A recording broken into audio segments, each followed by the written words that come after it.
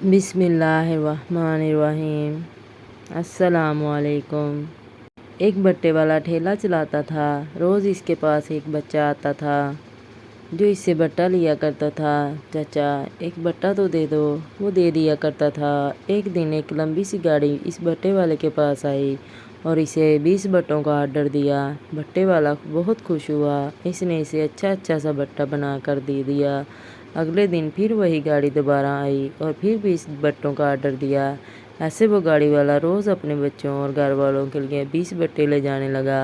بٹے والے کا کاروبار بھی اسی طرح اچھا ہونے لگا۔ ایک دن بٹے والا بڑا مصروف تھا اس لمبی گاڑی والے کے بٹے تیار کرنے میں۔ اتنے میں وہی بچہ آیا جو روز آتا تھا اور کہا، چچا ایک بٹا تو دے دو۔ تو بٹے والے نے کہا، ابھی جاؤ یہاں سے، میرے پاس وقت نہیں، میں مصروف ہوں، بار بار آ جاتے ہیں بٹا مانگنے۔ بچہ چلا گیا۔ بٹے والا بٹے تیار کر کے انتظار کرتا رہا۔ وہ لمبی سی گاڑی اس دن نہ آئی۔ بٹے والے نے قدرت کے ماجرے کا نوٹس نہ لیا۔ اگلے دن پھر وہ انتظار کرتے رہا۔ وہ لمبی گاڑی پھر نہیں آئی۔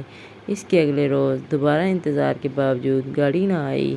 ایسے ایک ہفتہ گزر گیا۔ اب تک بٹے والے کو سمجھ نہ آیا کہ قدرت کا ماجرا ہے کیا۔ پھر وہ بچہ آیا بٹے والے کے پاس، چچا ایک بٹا تو دے دو۔ بٹے والے نے بچے کی طرف دیکھا اور پھر بھی نہ سمجھا کہ قدرت کا ماجرا کیا ہے۔ بہرحال اس کو ایک بٹا دے ہی دیا۔ یہاں اس نے بٹا دیا۔ گھنٹے 2 گھنٹے بعد وہ لمبی گاڑی آ گئی کہ بھائی 20 بٹے دے دو۔ اس نے جلدی بٹے بنائے اور گاڑی والے کو دے دیا اور گاڑی کے مالک سے پوچھا، سرکار آپ ایک ہفتے سے کہاں تھے؟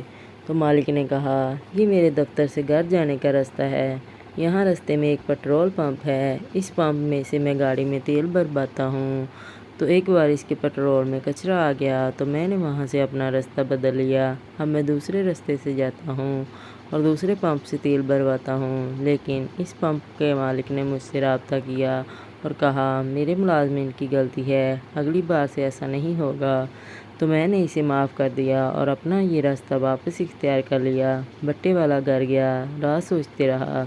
پھر اسے سمجھ آیا کہ جب اس نے بچے کو بٹا دینا بند کیا تو اللہ نے اس لمبی گاڑی والے کے پٹرول میں بھی کچرا ڈال دیا، اور جب اس نے بچے کو بٹا دینا شروع کیا تو اللہ نے اس گاڑی والے کا معافی نامہ اس پمپ والے سے کروا دیا۔ گویا اس کا اپنا رزق اس بچے کے پیٹ سے جڑا ہوا تھا جو نہ تو اس کا ملازم تھا، نہ ہی اولاد تھی، نہ ہی جانے والا تھا، بس اللہ کا ایک بندہ تھا۔ پھر وہ یہ سمجھ گیا کہ کسی کو رزق پہنچانے کے لیے اللہ کسی کو رزق دیتا ہے، اور جب ہم وہ رزق نہیں پہنچاتے تو اللہ ہمارا رزق بھی روک دیتا ہے، اور وہ بندہ کون ہوتا ہے وہ ہم کبھی نہیں جان سکتے۔ بے شک